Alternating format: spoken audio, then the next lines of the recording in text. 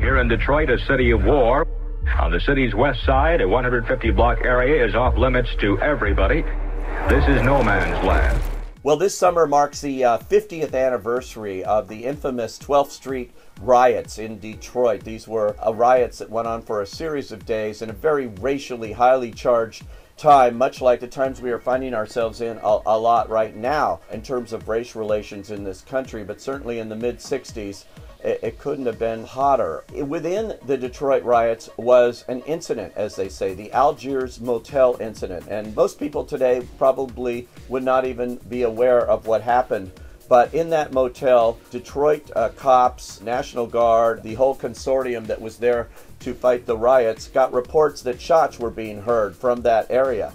And they went into the Algiers Motel and confronted several young black men and 2 white women that they found with them. This sparks an entirely horrible, sickening, racist incident here in which 3 black male civilians were ultimately murdered. It's a war zone out there. They're destroying the city. Whoa, hey, y'all seen this? Hey, look, we're not too far from the Algiers. Let's just go there till all this blows over. This incident was turned into a book at the time called the Algiers Motel Incident. Many eyewitnesses spoke at the time on the stipulation it would never be turned into a movie. The book rights were never sold and could not be used for a movie, but that has not stopped director Catherine Bigelow and screenwriter Mark Boal, both Oscar winners for the sensational 2009 Best Picture winner, The Hurt Locker. Boal wrote it, and Catherine Bigelow became the only woman to date who has ever won the Best Director Oscar. They have now taken on Detroit, and again, Bigelow shows her amazing directorial skills here. She really knows how to shoot action, how to do thrilling cinema, suspenseful cinema, and Boal has been very bold here in telling this story, which is clearly told as sympathetic, definitely, to the young black lives that were lost or that were changed forever here by these racist cops. At the time, the Detroit Police Department was 100% white. And it was a very difficult situation when those riots broke out. But what happened in that motel is inexcusable, and this movie shows why. But it also shows, without flinching, intensely violent scenes that are very difficult to watch. In fact, I thought the movie lost its way a bit because it turned more into a horror film, more just dwelling on all of this stuff repeatedly, and it was very difficult to watch. I was hoping for more social comment and what it means in the overall world today, what we're living in, and what lessons we might learn from this. When you're black, it's almost like having a gun pointed at your face. It's like this. Hey, boy, what you doing on my street? Get that gun off me. Or what? Hit the dog! Hit the dog! You shoot it. Oh, man.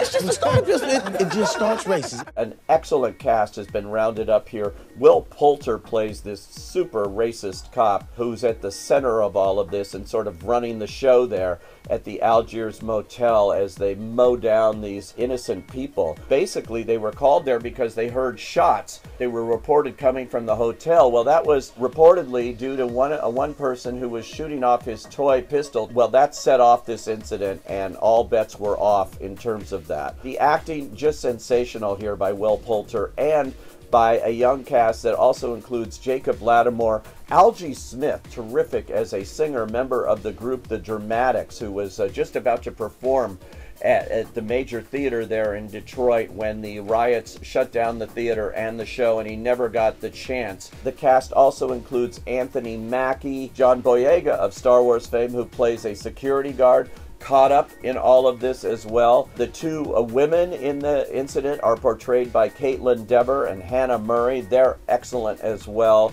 Everybody in this movie superbly acted and superbly made. I'm just sorry that it just didn't go beyond what this incident was. And it also has a major disclaimer at the end saying that they weren't able to totally discern everything that went on at the time. It was never clear, even in the trials that did wind up acquitting these white policemen. Nothing was ever firmly determined as to what really went down there. And so they based this movie, they are saying, on eyewitness accounts now of many people still alive 50 years later.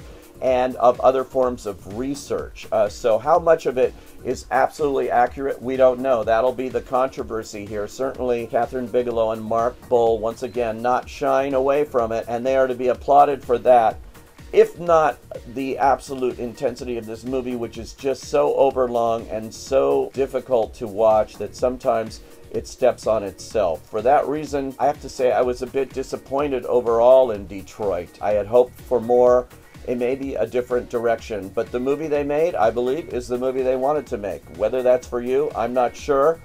For the rest, I have a feeling this is going to be a very difficult movie to watch, so I say no.